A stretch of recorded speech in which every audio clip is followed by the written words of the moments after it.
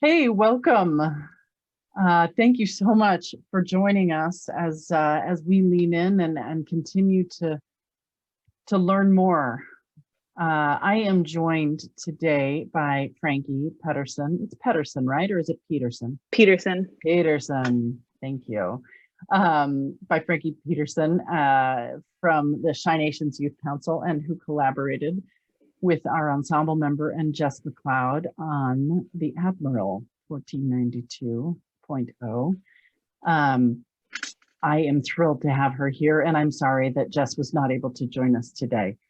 I wanted Frankie to just say a little bit about Shy Nations Youth Council, if that's all right with you.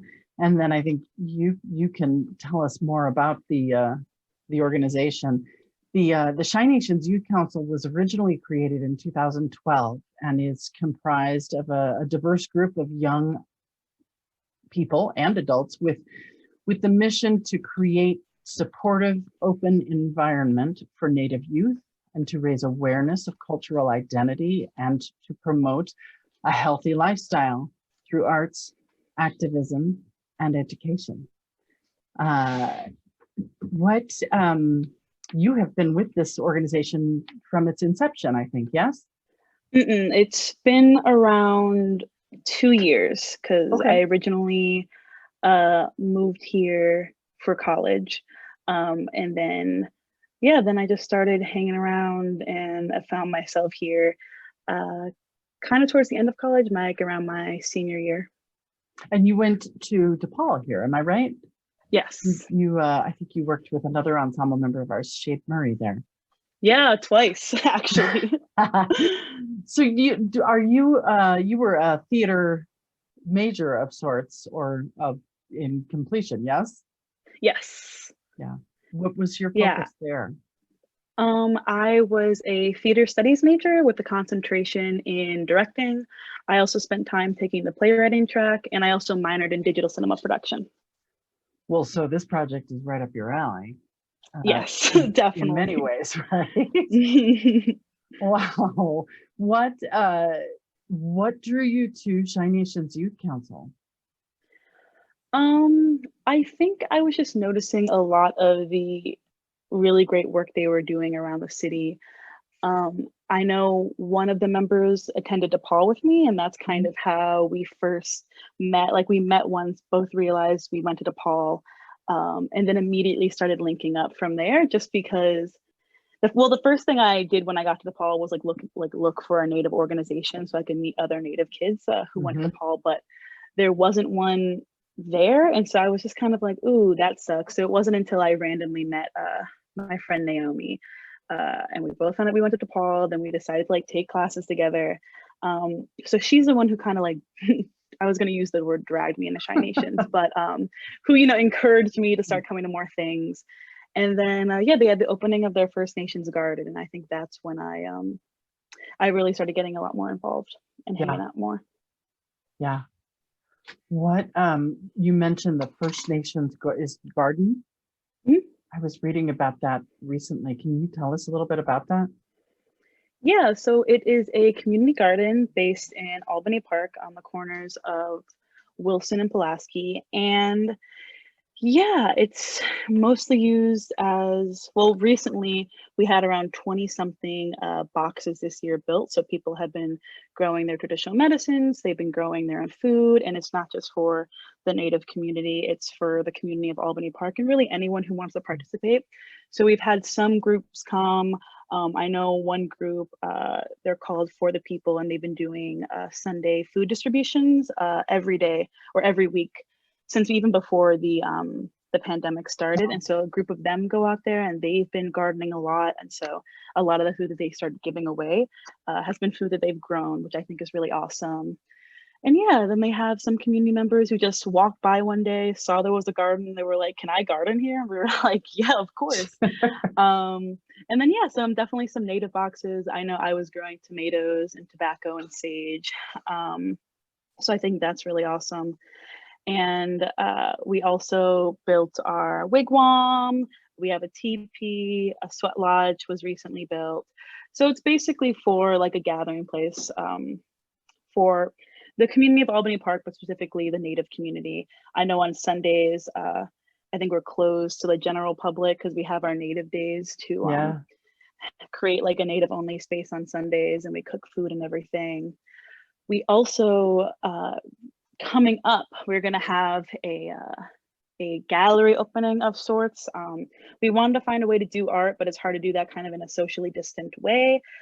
So we have a gate all around the garden, and people have been painting these huge boards, like these huge wooden boards. I think they're 4x8. And yeah, we've just artists who've kind of seen it, and they've been like, oh, I would love to paint a board. And we're like, sure. So we've been hanging them up. And I think once we fill all of the space, we're going to have like, you know, a gallery opening because it's outside and you can do that socially distant. That's really exciting. Yeah. Really exciting. Yeah, it's cool. And we're doing a lot of like, because obviously there's been like a lot of toxins in the soil. It was just a lot before this. And so a lot of work still needs to be done, but we're just slowly kind of working on restoring the land, and all the plants that we are kind of sticklers about this, but all the things that we grow are indigenous to this area. So we're slowly trying to restore this plot of land. Funny, yeah. I have a housemate, a neighbor actually, who is a botanist of sorts. I shouldn't say of sorts. He's a mushroom expert. But one of the things that he does when he goes on these trips through the forest preserves and/or up in, you know, open lands and whatnot is oftentimes he will bring back, and our backyard is full of you know, like native wild beautiful plants. One of the things you mentioned, growing, you know, medicines, and one of the things that I was reading in our preparation for this project and in just my own education related to the decimation, I suppose, for lack of a better word, of not just peoples, but like their, you know, I guess you think of, or I think of the violence done to the people themselves, but I hadn't until recently really taken another step toward considering the violence done to people's way of life and actual practices, particularly medicine or spiritual. That is something that has been erased and or, you know, certainly traumatized in Columbus's discovering of America, sort of. Yeah. I think it's really exciting that you and the Shawnee Nations Youth Council are working to restore some of that, or to acknowledge and provide that for the space for that for others. Yeah, I think something that's really great, especially in the territory, like the ancestral territory that we're on, for the people who belong to those tribes, I think it's really important to have this connection to the land, especially living in an urban setting. I forgot where I read it recently, but someone said that it's like the land will remember you, you know. So it's all about tending to that and building a relationship back with the land, because the land will remember you. So I think that is like really powerful, and I think that's something you often forget, like living in an urban setting. But yeah, I love having this like random plot of land in like the middle of Chicago, with like all these like native plants. I think that's really great, and I think we're definitely trying to get more and more people involved, and connect with the land. I think something that a question that's brought up pretty frequently, and I think me and my friends like to have just like conversations about it a lot, because I think it provokes a lot of like thoughts and cool conversations. But like, what does it mean to like be Indigenous for you, right? And like for me, or, you know, I can only speak for me, but sure. I think it means kinship, and like not just, I feel like kinship with your tribe, but like the people and community that's around you, you know, because I think you have to take into consideration that colonialism has had an impact on us. A lot of us don't live in our ancestral territory. We don't live on the rest. 70% of Native people live in urban settings. So, and you take into consideration like relocation, which is how a lot of Native people wound up in Chicago.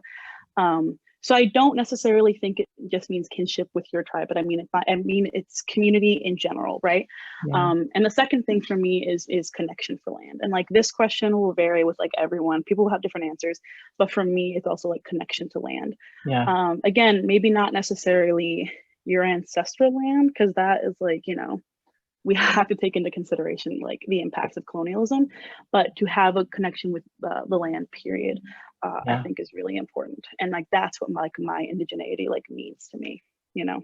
Yeah, the land, even like where you are right now on any given day, even. Yeah. That's really exciting to me in terms of thinking about kinship that way. It's not just about, it is potentially even about, you know, wildlife around you in addition to people, anything you have a relationship with. Yeah, that's a good way of putting it. Just having a relationship with the people and having a relationship with the land. Yeah, yeah.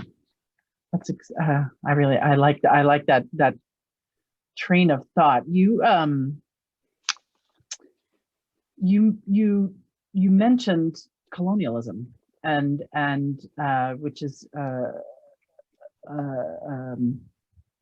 something that I'm continuing to learn more and more about, and I'm glancing down just because I'm looking at some of my notes, and I guess it speaks to the what part of what we just talked about, the domination of indigenous peoples and lands and other resources by foreign invaders.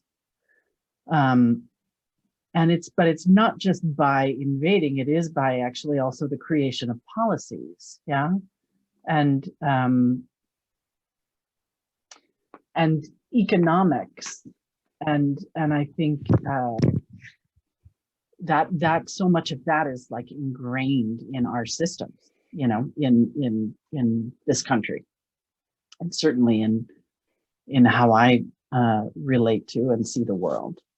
Mm-hmm. Yeah. I feel like something that I often think about a lot, and I find myself explaining to a lot of people, where it's like, you can't look at colonialism as an event, right? Like colonialism is like the system in which we live currently, you know, it is always ongoing, and it's a system in which everything has been built. So yeah, I think my biggest thing is like teaching people that it's like, you can't look at colonialism as like a singular event. That's the thing that happened when it's over. Yeah, it's still so ongoing, and it takes the form of so many things, you know, of policy, of this like continued like violence against Native people. It takes place in like why we are all, you know, we don't live in our ancestral territory, like how we've been like moved, you know, and relocated. So I think it's ongoing, and it happens. Like something that's going on in my tribe recently is that so I'm First Nation Mi'kmaq, and there's been some treaty disputes because non-Indigenous fishermen have been getting mad at Indigenous fishermen because of the amount that they're fishing, and how like the treaties say that like the Mi'kmaq people have a right to a moderate livelihood. Oh, I might have lost you, Frankie. You have frozen once again. Oh, we're back. My bad. Hooray! Cool. I don't know why my Wi-Fi went out. Listen, the nature of all of our meetings and art happening virtually, you know. We're back. You know what, Frankie? You left off. You were just talking about a treaty that was that your tribe was sort of dealing with right now, that related to fishing and how that was playing out. Yeah, so there's just been like incredible violence that's been going on against my people. Like these fishermen have been cutting lines, like firing flares like at ships, a car was burnt down and set on fire yesterday. So there's just been like this incredible and like racist violence that is happening today, that is still happening today over treaty rights, Yeah. And so if you guys want to like learn more about that, there's like a hashtag going on saying like all eyes on Mi'kmaq. Okay.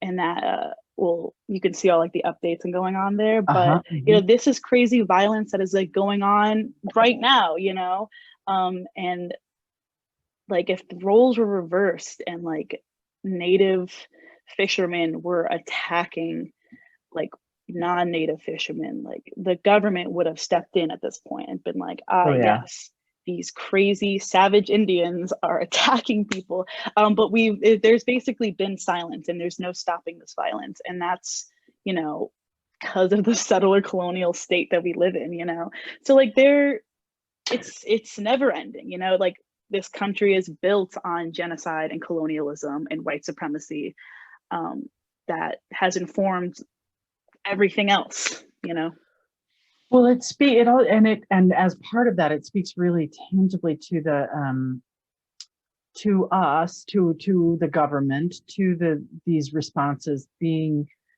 prioritizing money over people, basically, and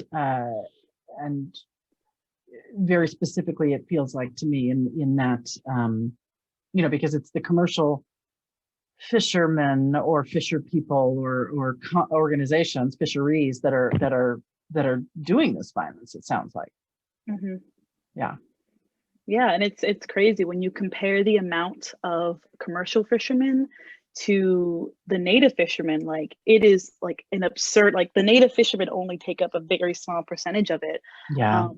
So this is just. I think it's so rooted in racism, and people love to be like, oh, Canada, they're so great there. But Canada is even more anti-Indigenous than the US at times, I feel. Like there's no Wow. subtlety in it at all, like as we can see with everything going on right now. Yeah.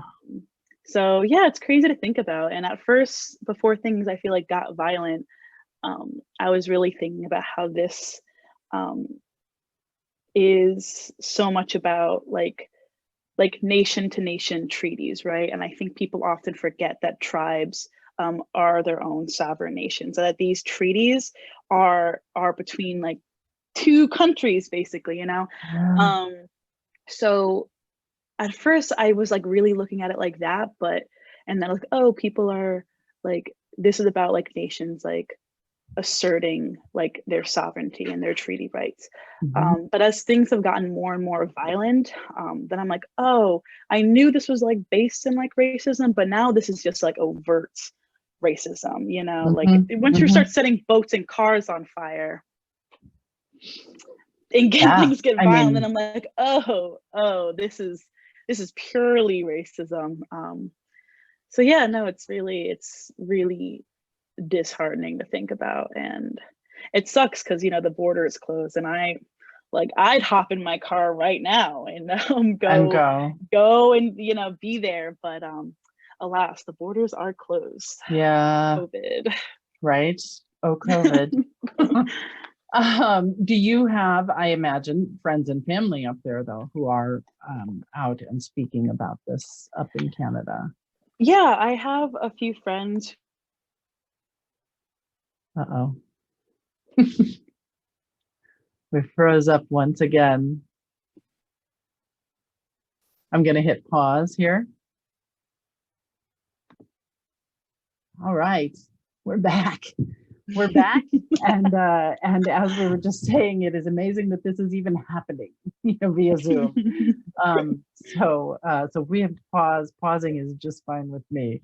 We were just talking about treaties, and we don't often think of, or I don't, because I have not necessarily been taught true history, think of treaties as being things that we are actively participating in right now, today. I think of them, or have in the past thought of them, as something historical. But they are very active and a big part of Native people's interaction with the countries they live in, not just the United States, but Canada as well. Yeah. Those are, in the case of the family or the fishermen up in Canada where you are from, those are related specifically to like use of the land and the territory and how much fishing can even happen. It's all about sharing resources. Yeah. Sounds like. Yeah. And I think something that I read yesterday is like all these people who, like, I don't know, I saw something ridiculous on Twitter that was like, oh, like you're Indian, like we should get rid of Indian status because it makes non-native people feel like second-class citizens. And I was just like, I don't even know where to start with this one. And yeah, there's been so many people who have been like, but this treaty, this treaty, that, and it's like, it's not just a native treaty. Like this is like, it's not just our treaty, it's y'all's treaty too. It's like your country signed this treaty with my country. Don't just refer to this as our treaties. This is all of our treaties. It's like what your country agreed to, what like my nation agreed to. So I think people need to stop, specifically all these crazy settlers in Canada are just like, you can't only see this as like a native treaty. These treaties affect all of us. They're all of our treaties, you know? It's an agreement that was collaborated on by more than, one party. Yeah. And to benefit both parties. Right? Exactly. Wow. The way things get turned around blows my mind. And the way things, I think, get forgotten because it isn't convenient to whoever is doing the thinking at the time, or whoever has the power, I guess, whether that is economic or, well, I guess it's a lot is economic based on that. Yeah. And we're going to come around to talking about the actual piece, but I have one other question about, like, in the 1970s, there a movement began basically to replace Columbus Day with Indigenous Peoples Day, and to recognize and commemorate the contributions of Indigenous peoples, and to celebrate that as opposed to celebrating Columbus as a hero. And I'd love to know a little bit about what the Chi Nations Youth Council is doing in relation to that, because you guys are very active in that, in the pursuit of that. Yes, I think there are 7 states right now that do celebrate, that have made that commitment and change to celebrating Indigenous Peoples Day. Yeah, a lot of specific like cities and towns too. Oh, good. I think more than that. I think with the state, they're like harder to get state-wise. Right. But I think there are a lot more like cities and towns that have decided to opt in for Indigenous Peoples Day. Yeah. You and I think you collaborated with the American Indian Center on a toolkit that educates quite well and has a lot of great information about how to get active in the pursuit of that, in the fight for that. We just had Indigenous Peoples Day earlier this week, and you had mentioned that you had a great day. I'd love to know how you celebrated that day. Yeah, so I think one of the main things that Chi Nations has been working towards recently is building solidarities between communities of color, right? Like there's so much going on with the mascots, with Indigenous Peoples Day, and there's so much momentum that's going on with our issues that wouldn't have happened without the Black Lives Matter movement. And there have been so many people, Native people specifically, certain number of them, have taken this movement and have been like, but natives too, Native lives matter. And Chi Nations is like, nah, that's not what we're about to do. We cannot be co-opting this movement. So I think some things specifically that we've been trying to work on is building these coalitions of solidarity. I think specifically with our Black relatives, right? Because this movement has benefited us so much, and we cannot center ourselves, you know. A lot of people and a lot of our Black relatives like came out and showed up for Standing Rock, and they didn't come up being like, oh, but Black lives matter. So we cannot be doing the same here, you know, and we have to show up for them. I think talking about, you know, how we define like decolonization is obviously like the rematriation of land and sovereignty to Native people, but it's also, you know, working towards the liberation of our Black relatives. Like we cannot have indigenous sovereignty without Black liberation. Those fights are forever intertwined. So I got on a tangent. So on Monday, we had a Black and Indigenous Solidarity barbecue. We had it on the South Side, and we invited a lot of groups out, like Good Kids Mad City. We really appreciate the work that they're doing. And yeah, people showed up. We had like, it was in a really large green space, so you were able to do it like socially distant. We fed a lot of people, and then we screened the movie Powwow Highway at the end. The really cool people at Solidarity Cinema, when they do pop-up screenings of things, they offered to screen that. So they brought out like a big screen. They had a nice projector and speakers. So we were all like, you know, on blankets and chairs, watching Powwow Highway. We took our TP from the garden, we threw it up there. So it was really just beautiful. And I was, you know, around so many of my friends. I think one of my friends really pointed out that I feel like Indigenous Peoples Day at this point just feels like a handout. You know, it's like the bars on the ground. It's the bare minimum, I feel. And my argument to that is, yeah, whatever. I think it'll help shift the narrative, especially in our educational system, as long as we stop teaching Columbus and we start teaching, you know, Indigenous Peoples Day and celebrating that. I think that will have a really great trajectory. But besides that, at certain points, it does feel like a handout. It feels like the bare minimum. But something recently I've seen in the past, I feel like 2 to 3 years, and especially this year, was just like Native people celebrating themselves.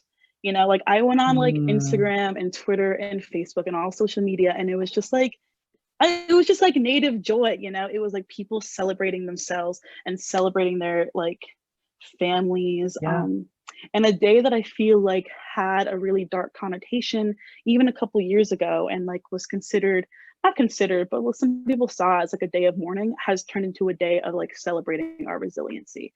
And I just like, I got overwhelmed. I was just like, I woke up and like, I went on Twitter and it was just people celebrating us and celebrating ourselves. And I got to spend that with my friends, like having a barbecue. And it was just like, it was just positive vibes, you know, and so celebratory. And yeah, I think a celebration of like our resiliency. And I think that was really, really beautiful. That's gorgeous. Yeah, and I can imagine a little overwhelming. I love I mean, just that shift from the negativity and the mourning to celebrating people and history and accomplishments and resiliency and all of that. And just joy, you know. Joy. Yeah. I mean, the world, we could all use a little bit of that these days. Well, every day, but with the crises that our country is dealing with, our communities are dealing with, for sure. Yeah, it felt like a little bit of a breather. You know, I feel like every day I wake up and it's like a new terrible thing. Right. But it was I didn't read the news. My timeline was just Native people celebrating themselves, and then non-Native people, you know, acknowledging the day and being like, hey, yeah, we stand with you. So it was just a positive day and such a breather, you know. Amazing. And then like, then I went back to like real life and I read the news and I was like, ugh. Yeah. Man, oh man. Do you, I want to turn, because one of the things one of the ways that we acknowledged or initiated some celebration about Indigenous Peoples Day was to release this project called the ADMIRAL 1492.0, which at one point we were calling, or we were in its initial early stages calling the Columbus Diaries Project.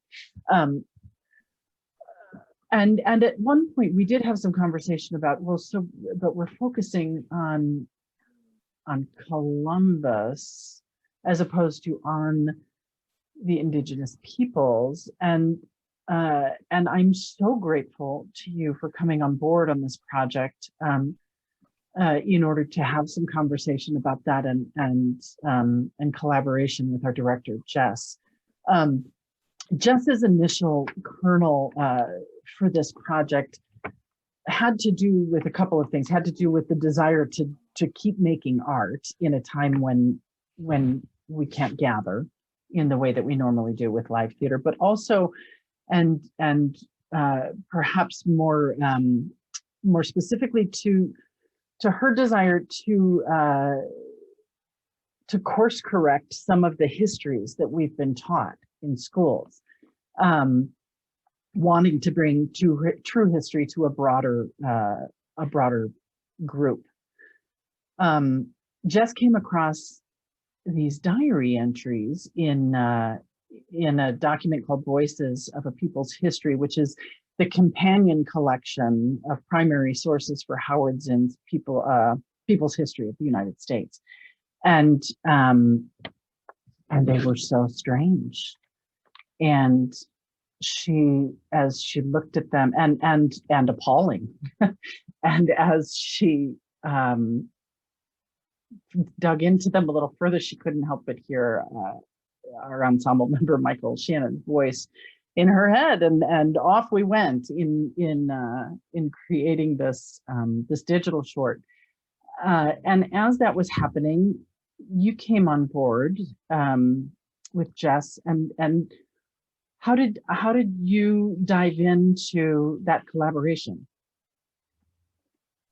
Yeah, I feel like at first I was like a little hesitant, because I was like, oh, why are we centering Columbus on this day? Why even like give him that space anymore? But then I like really thought about it, and like not many people know about these diary entries like at all. And it truly shows how much of a absolute psycho that this man was. So once I thought about it, and like I had like a copy, like I had the document on my computer somewhere of his diary entries, and as I was like rereading it, I was like, yeah, I was like, people, I think at this point, if we haven't had a good enough argument, people aren't just going to hear from Native people at all. I think that at the very least, like people need to hear like these diary entries, because it really shows like the just terrible things that he did, and how crazy of a person he is. He did terrible things. He would feed like babies to dogs and like cut off people's hands, and he like would like, he was a like rapist and a pedophile. Like he was not a good guy. And a lot of people don't know this. And they don't even know that, because the ordinance that we wrote, we wanted to be really inclusive of just all the Indigenous people of the Western Hemisphere, as well as our Black relatives, right? Because Columbus didn't just affect us, like his 4 voyages across the Atlantic created the groundwork for the transatlantic slave trade. So this affects like a lot of people. And so I think to bring attention to these diaries is kind of just at like the last things we can do. It's like read these man's direct words. This is what he actually said and felt and thought, and and I remember just actually in an early description of the piece or proposal talking about exposing Columbus, the person, the man, as not as hero or conqueror, but as colonizer, and and in a and the violence with that occurred is just unconscionable. It's, I don't even know how to say how unbelievable and heinous, but we, via history, and I think we do this with more than just Columbus, have built this person up to be something that he was not. So taking a look at that true history, one of the most exciting things about this piece to me is that it's all actual source material, primary source material. Like there was nothing added to those words of Columbus's. Those were just his words, talking about himself in the third person as the admiral. And I encourage any one of you who is out there tuning into this to afterwards go back and listen again or watch the short again. I keep going back to it and catching new things. But in addition to that, there is this really powerful montage at the end of actual events and true things that are happening and work that the Shy Nations Youth Council is doing. And you and Jess, you brought that to the table, and in order to make some direct correlations between talk about Columbus and what is going on today. Where did some of that material come from? Yeah, so a lot of the material we used was from a lot of our most recent events. We have this really cool guy. His name's Tom. He's white, but he's cool. And he does, for absolutely free, he'll come and film a lot of our events and edit them like beautifully. So that was kind of a montage of a lot of different things. It was obviously a lot of footage from the Black Indigenous Solidarity Rally that happened earlier this summer. It was definitely also from when we built the wigwam in our garden and the adventure that we had there. It was when we were showing solidarity with Wet'suwet'en, which is still going on, by the way. Google that too. Land defenders still defending their land, but that was from last winter, I believe, and from the First Nations garden opening. So yeah, these are they're really great videos. They're all on our Facebook, and I think some of them are on our YouTube page. But Tom, our videographer, is a really, really cool guy. Awesome. And they're not just videos, they are actual events that and work that people are doing, and specifically that the Shy Nations Youth Council is doing.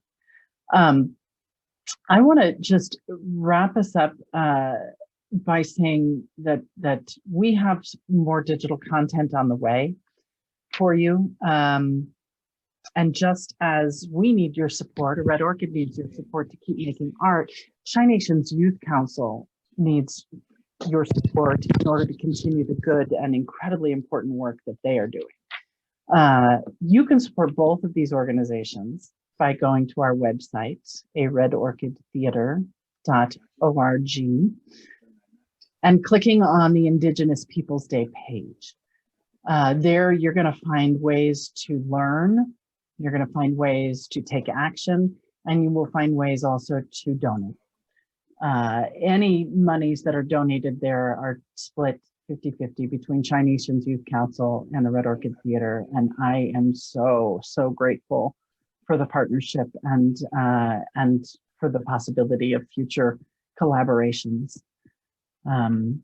Is there anything, Frankie, that you feel like we didn't get to say or touch on, or that you'd like to add? I think it's just now, I think this is like specifically theater related. we get a lot of questions about land acknowledgements, and Mm, for me, and that's become like the trendy thing to do. But I like when people reach out to me and theaters reach out to me, and they're like, "Oh yeah, should we do this land acknowledgement?" And my answer always is, yes, but only if you're actively trying to build relationships and maintain these relationships with the Native people in your area or community. mm, Besides that, I feel like the words mean nothing, you know. right. So I really appreciate being able to work with you on this. Was such a great experience, and yeah, I hope to continue working with you guys in the future. Frankie, thank you so much. And I'm sorry Jess couldn't join us today, but I look forward to updating her on how it all went. Yeah, thank you so Thank much for having you. me. Thank you so much.